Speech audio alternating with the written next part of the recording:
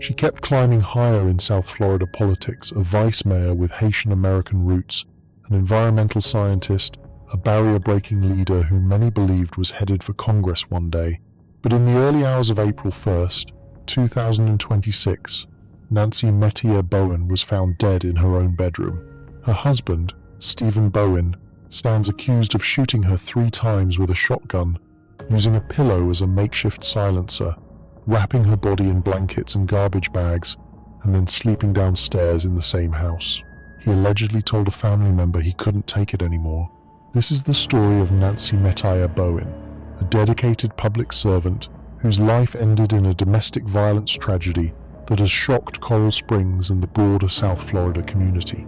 Stay with me because this case reveals the hidden fractures that can exist even behind the most successful public images, and it forces us to confront uncomfortable questions about power, marriage, and the warning signs that too often go unseen. Nancy Metier Bowen was 38 years old at the time of her death. Born into a Haitian American family, she had become a trailblazer in local politics. In 2020, she made history as the first Black woman and the first Haitian American elected to the Coral Springs City Commission. She was re-elected in 2024 and appointed to serve as vice mayor for a second one-year term in late 2025. Colleagues and constituents described her as energetic, genuine, and deeply committed to public service. She held a Bachelor of Science degree from Florida Agricultural and Mechanical University and a Master of Health Science from Johns Hopkins University. Her professional background was in environmental science. She had worked on disaster relief efforts, championed environmental justice, and served on boards including the Broward County Soil and Water Conservation District and Friends of the Earth.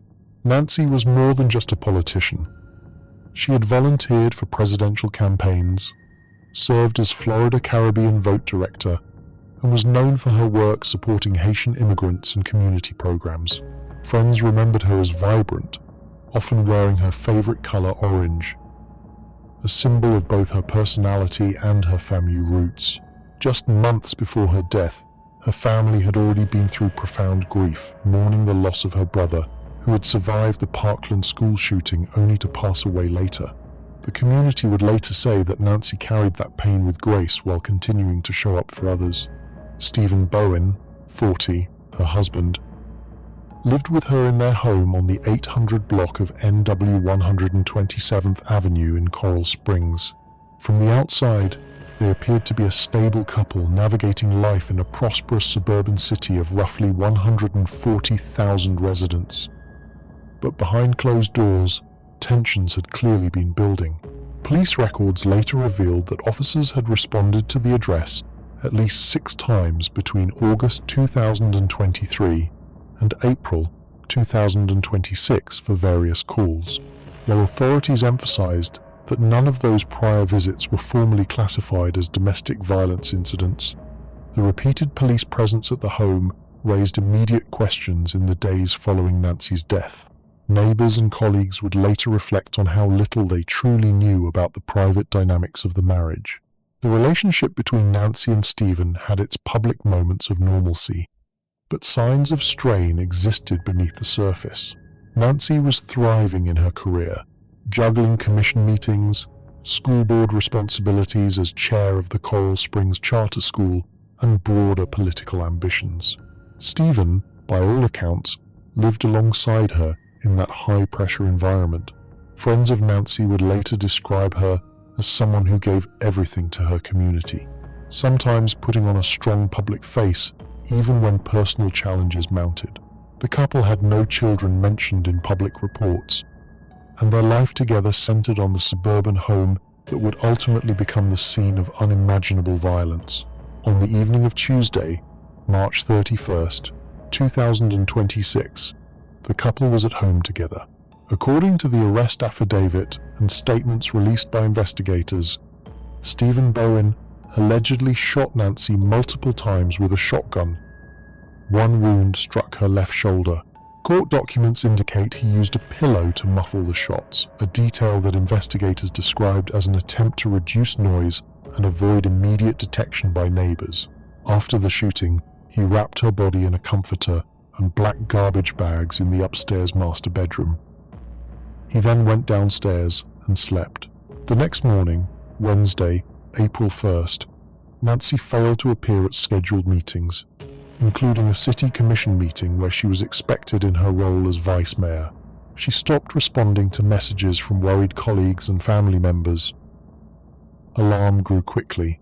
City officials reached out to Stephen, who reportedly told them he had not been able to reach her either and did not know her whereabouts. Family members, including relatives on Stephen's side, became increasingly panicked and urged police to force entry if necessary. Around 10 a.m., Coral Springs police responded to the home for a well-being check. When no one answered, a SWAT team made forced entry. Inside the master bedroom, officers discovered Nancy Matea Bowen's body wrapped and concealed. Spent shotgun shells were recovered near her. Stephen Bowen was taken into custody that same day. In the hours and days that followed, more chilling details emerged through the arrest affidavit and police statements. Stephen allegedly confessed to a family member, his uncle, that he had shot his wife 3 times the previous night because he couldn't take it anymore. Shotgun for a couple of weeks. Investigators say he also made statements to his mother earlier on Tuesday about having a panic attack and planning to speak with Nancy. Panicked, 911 calls released later captured the desperation of colleagues and family trying to reach her before the grim discovery. Stephen Bowen was charged with first-degree premeditated murder and tampering with or fabricating physical evidence. He was held without bond in Broward County Jail. In his first court appearance, a judge found probable cause and ordered him detained. As of now, he has pleaded not guilty and awaits further proceedings. The immediate aftermath of the discovery sent shockwaves through Coral Springs. City Hall lowered flags. Colleagues described feeling numb as they processed the loss of a leader they worked alongside just days earlier. Hundreds of mourners gathered for vigils and peace walks. Many wore orange in Nancy's honor. Community leaders called her a beacon, a unifier, and a force for good, who had broken barriers not just for herself, but for future generations of Haitian American and Black women in politics. Her death, coming so soon after her brother's passing, left her family devastated once again. From a forensic standpoint, the case against Stephen Bowen rests on several strong pillars. The physical evidence inside the home told a detailed story. Nancy's body was found wrapped in a comforter and black garbage bags, actions investigators interpreted as a deliberate attempt to conceal the crime and delay discovery. Spent shotgun shells were recovered at the scene, consistent with 3 shots. The use of a pillow as a makeshift silencer suggested a level of calculation, even if the act itself stemmed from deep emotional distress. The timeline was corroborated by multiple sources. Missed meetings on April 1st, text messages and calls from worried colleagues, Stephen's own reported statements to family members, and the rapid police response once the well-being check was requested. Officers noted signs of possible projectile damage to the exterior of the home consistent with the shooting.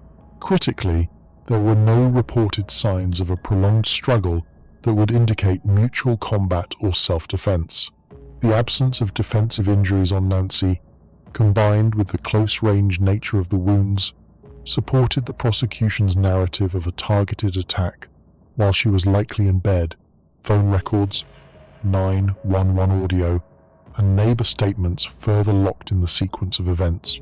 A neighbor had reportedly seen Nancy walking her dog around midnight on March 31st, providing a last known sighting before the alleged shooting later that night. Stephen's movements the next morning, including his visit to his uncle, added layers to the tampering charge. This tragedy, like so many domestic violence cases that reach lethal levels, appears rooted in deep underlying tensions that finally exploded. Stephen Bowen's reported statement, "I couldn't take it anymore," points to accumulated resentment, stress, or an emotional breaking point. Whether financial pressures, personal issues, differing life trajectories, or long-simmering marital conflicts played a role is still under investigation. The premeditation charge suggests this was not purely a spontaneous eruption during a single argument, but something that built over time. Nancy was publicly thriving a visible leader with national political connections, environmental advocacy work, and a bright future. Privately, the marriage was clearly in crisis. The 6 prior police responses to the home, even if not formally logged as domestic calls, hint at a household under significant strain.